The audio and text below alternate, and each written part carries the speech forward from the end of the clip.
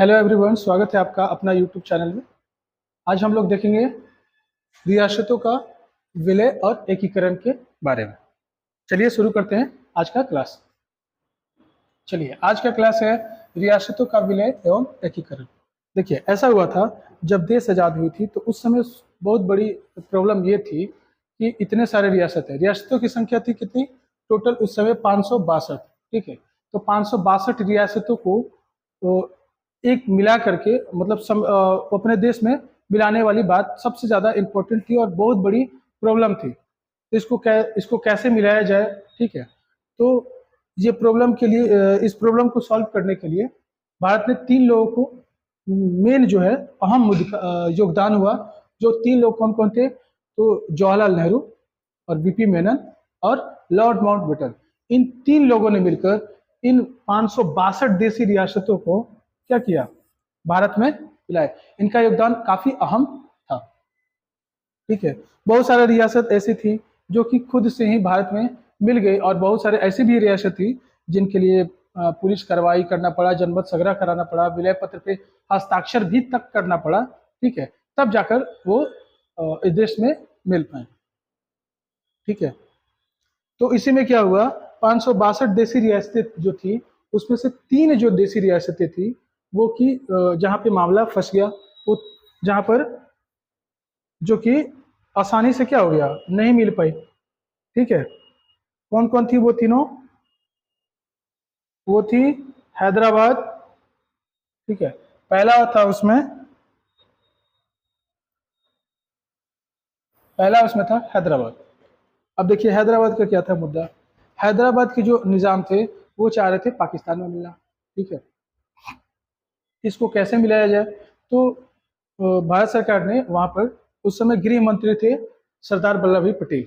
उन्होंने क्या किया कि वहां पर भारतीय सैनिकों को, ठीक है, भारतीय सैनिकों को पुलिस वाले वर्दी में पहना करके वहां पर भेज दिए और वहां पर एक ऑपरेशन चलाए जिसका नाम था ऑपरेशन पोलो। क्या नाम था? ऑपरेशन पोलो, जिसके तहत हैदराबाद को क्या किया गया? आजाद किया गया और भारत का हिस्सा बनाया गया। ठीक है, भारत में क्या किया गया? इसको मिला लिया। उस ऑपरेशन का नाम था ऑपरेशन पोलो। अब नेक्स्ट आता है जूनागढ़। देखिए, जूनागढ़ का जो इलाका जो था वो गुजरात राज्य के क्या था? बगल में था, यानी गुजरात का ही एक पार्ट हुआ करता था। तो उसका भी जो था वहाँ के क्या मुद्दा थे? वहाँ के जो राजा थे वो पाकिस्तान के साथ मिलना चाह रहे थे। निज़ाम जो थे वो पाकिस्तान के साथ मिलना चाह रहे थे। वहाँ की जो जनता जो थी वो पाकिस्तान के साथ नहीं जाना चाहते थे, क्योंकि वहाँ की जो जनसंख्या थी जनता की, वो हिंदू मेजोरिटी थी। ठीक है, तो वहाँ पर उसको कैसे मिलाया गया? वहाँ पर जो हमारे गृह मंत्री है, कौन? वल्लभ भाई पटेल। उन्होंने वहाँ पर जनमत संग्रह करा दिया। ठीक है, जनमत संग्रह में क्या हुआ कि वहाँ के लोगों ने अपना, जैसे कि जनमत संग्रह कैसे, एक तरह से समझिए कि मतलब कोई क्लास में मान लो 50 स्टूडेंट है। ठीक है, अब हम क्लास में जनमत संग्रह करा रहे हैं। जनमत संग्रह क्लास में यदि हम करा रहे हैं, 50 स्टूडेंट है, तो 50 स्टूडेंट से हम बोल रहे हैं कि देखिए वैसे वैसे बच्चे हाथ खड़ा करेंगे जो कि कल नहीं आना चाहते या कल छुट्टी करना चाहते हैं। तो मानो कि उसमें से 20 बच्चे ऐसे हैं जो कि छुट्टी चाहते हैं। ठीक है, छुट्टी। और जो 30 बच्चे जो है, 30 बच्चों ने अपना हाथ नहीं उठाया, यानी छुट्टी नहीं चाहते थे, नहीं चाहते हैं। तो इसी को बोलते हैं जनमत, यानी जनता के जो मत जो है ना वो देखा गया। तो बताइए किसका मत ज्यादा है? इसका मत ज्यादा है, यानी छुट्टी नहीं, छुट्टी नहीं।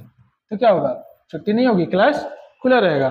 तो इसी तरह से समझिए यहाँ पर भी यही व्यवस्था की गई, मतलब जनमत संग्रह कराया गया। ठीक है, और जनता का मत था ही कि भाई हमको तो नहीं जाना है, तो वहां के राजा जो है उनको हटा दिया गया और वो जो निजाम वगैरह थे वो लोग पाकिस्तान चले गए।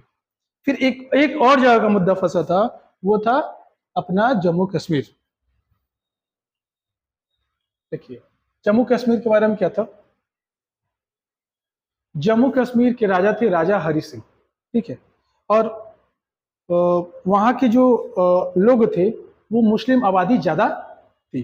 तो यहाँ पे जनमत संग्रह होता तो उस समय धर्म के आधार पर ही तो पाकिस्तान बना था। यहाँ पे सरकार को क्या हो जाती, घाटा हो जाता, लॉस हो जाता, ठीक है।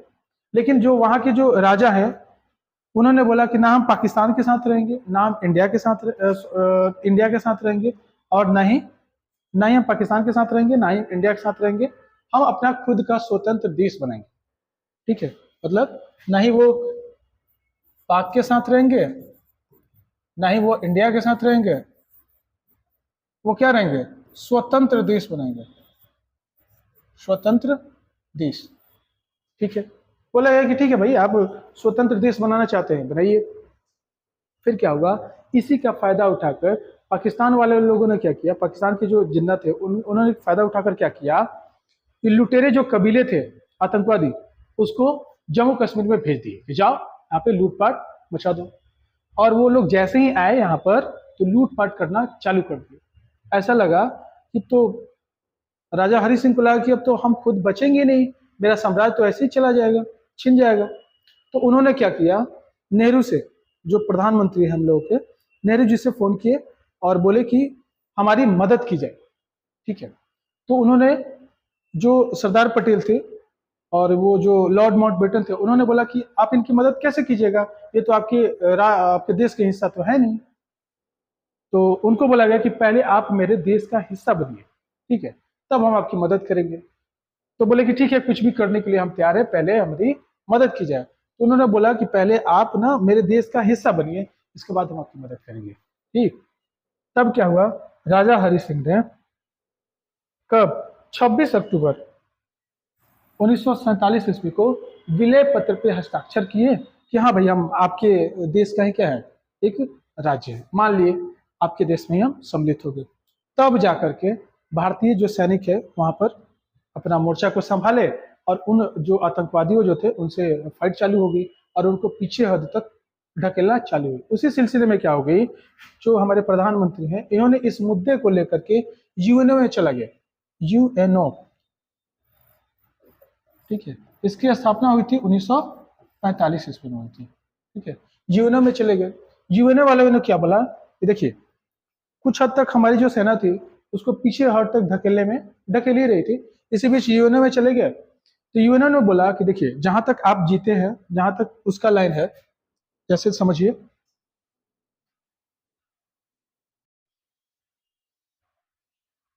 जैसे देखिए, जहां तक आप जो जीत चुके हैं,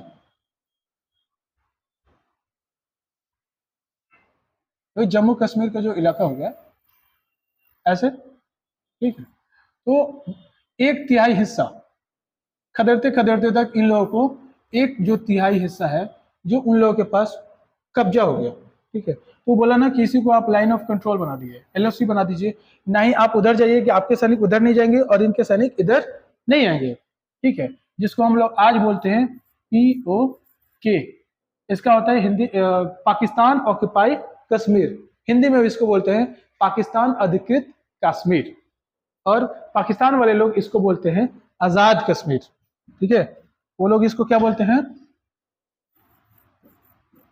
आजाद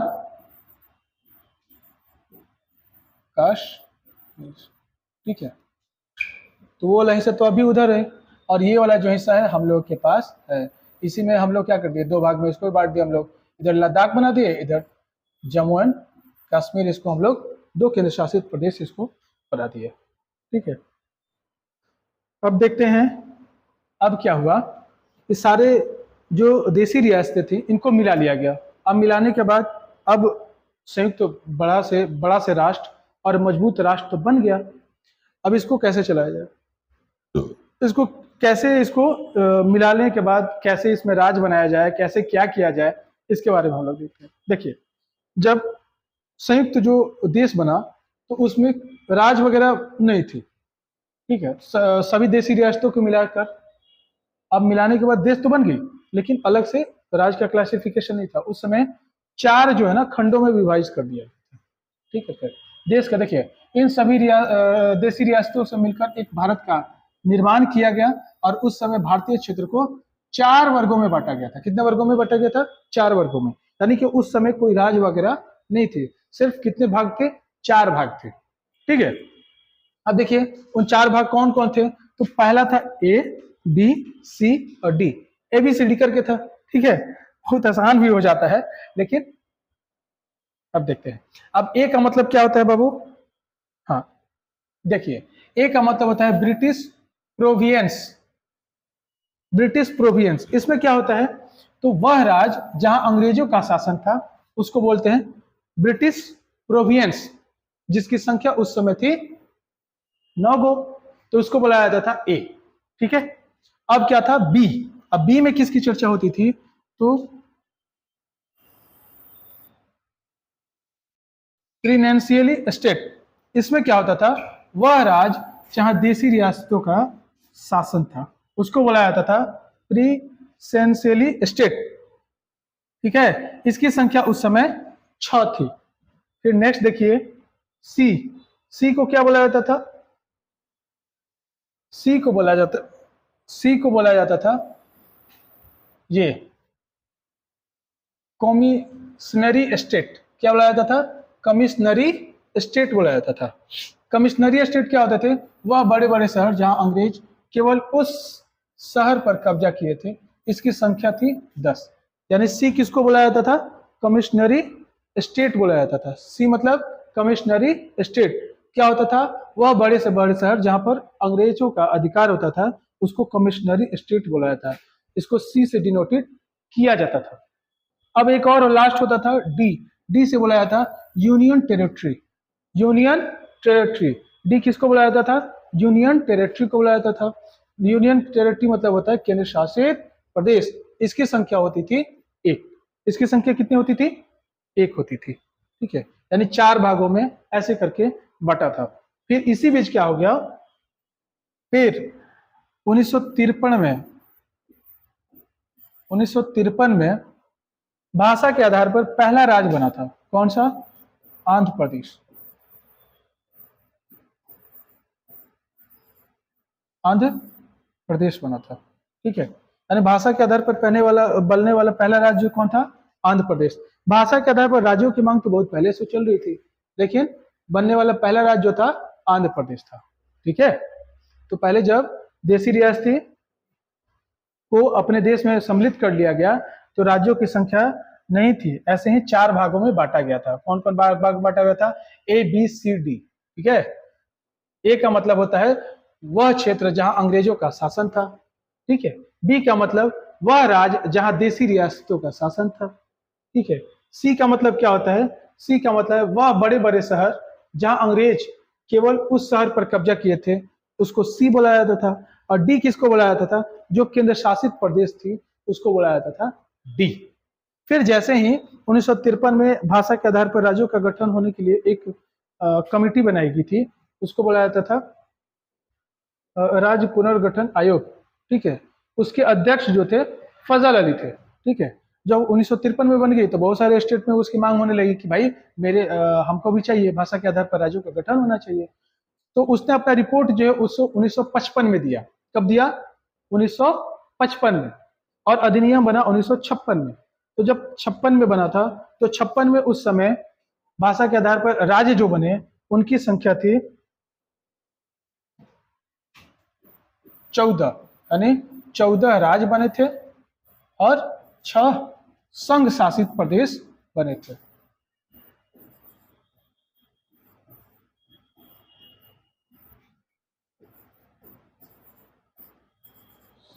ठीक है, तो 1956 में भारत में कितने राज्य थे, तो 14 राज्य हो गए और 6 केंद्र शासित प्रदेश बन गए। चलिए एक बार फिर से रिवीजन कर लेते हैं।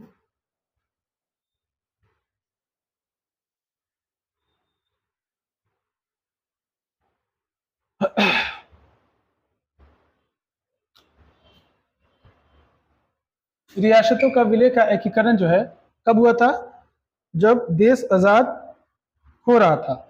उस समय कितने थी रियासतें, टोटल 562 थी। कितनी थी, 562, ठीक है।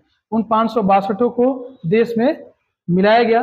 बहुत सारे रियासतों के राजा ने अपने खुद से हस्ताक्षर करके अपने मन से ही मिल गए, और जो दो तीन जगह ऐसे मामला फंसा उसको क्या किया गया, सलटाया गया।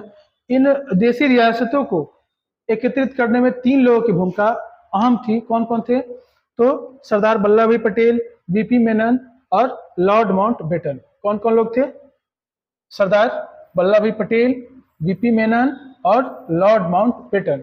सरदार वल्लभ भाई पटेल जो थे, सरदार वल्लभ भाई पटेल क्या बने? भारत के गृह मंत्री थे, ठीक है। और लॉर्ड माउंटबेटन भारत के प्रथम क्या थे? Lord Mountbatten. आप लोग कमेंट में लिखिएगा कि भारत के प्रथम लॉर्ड माउंटबेटन क्या थे। ये क्वेश्चन हम आप लोग पर छोड़ रहे हैं कि आप लोग इसका बताइए कि लॉर्ड माउंटबेटन क्या थे, ठीक है। इन तीन लोगों की भूमिका योगदान थी। फिर देखिए हैदराबाद बता दी, हैदराबाद को ऑपरेशन पोलो के तहत भारत में मिलाया गया था। फिर जूनागढ़, जूनागढ़ को कैसे मिलाया गया था? तो जनमत संग्रह किया गया था। फिर जम्मू कश्मीर को कैसे किया गया था? तो जम्मू कश्मीर को विलय पत्र पे हस्ताक्षर किया गया था। विलय पत्र पे हस्ताक्षर कब किए थे? राजा हरि सिंह ने विलय पत्र पर हस्ताक्षर किया था। कब किया था? देखिए राजा हरि सिंह ने विलय पत्र पे हस्ताक्षर, अब दिख रहा है ना, किए थे 26 अक्टूबर 1947 को। 26 अक्टूबर 1947 को राजा हरि सिंह ने विलय पत्र पे हस्ताक्षर करके जम्मू कश्मीर को भारत का अभिन्न अंग बना दिए थे, ठीक है। और इन रियासतों को मिलकर के भारत का निर्माण किया गया था। उस समय कितने भागों में बांटा गया था? तो 4 भागों में बांटा गया था। कौन कौन थे? तो ए, बी, सी और डी। ए किसको बोला जाता था? वह राज्य जहां अंग्रेजों का शासन था, ठीक है। इसकी संख्या कितनी थी? 9 थी। बी किसको बोला जाता था? वह राज्य जहां देशी रियासतों की संख्या थी, ठीक है। सी किसको बोला जाता था? तो सी बोला जाता था वह बड़े बड़े शहर जहां अंग्रेजों का शासन था, उसको सी बोला जाता था। डी किसको बोला जाता था? उस केंद्र शासित प्रदेश को डी बोला जाता था, ठीक है। और भाषा के आधार पर बनने वाला पहला जो राज्य था वो आंध्र प्रदेश था, ठीक है। और इसके बाद जो है भाषा के आधार पर जो टोटल जो राज्य बने थे उनकी संख्या थी 14 और 6 केंद्र शासित प्रदेश भी हैं। देखिए इंग्लिश वाले जो भी बच्चे हैं उनके लिए भी यहाँ पर मटेरियल है, ठीक है। आशा करते हैं कि आज का क्लास आप लोगों को काफी अच्छा लगा होगा। अच्छा लगा होगा तो वीडियो को लाइक कर दें, चैनल को सब्सक्राइब कर दें, ठीक है। धन्यवाद, मिलते हैं नेक्स्ट क्लास।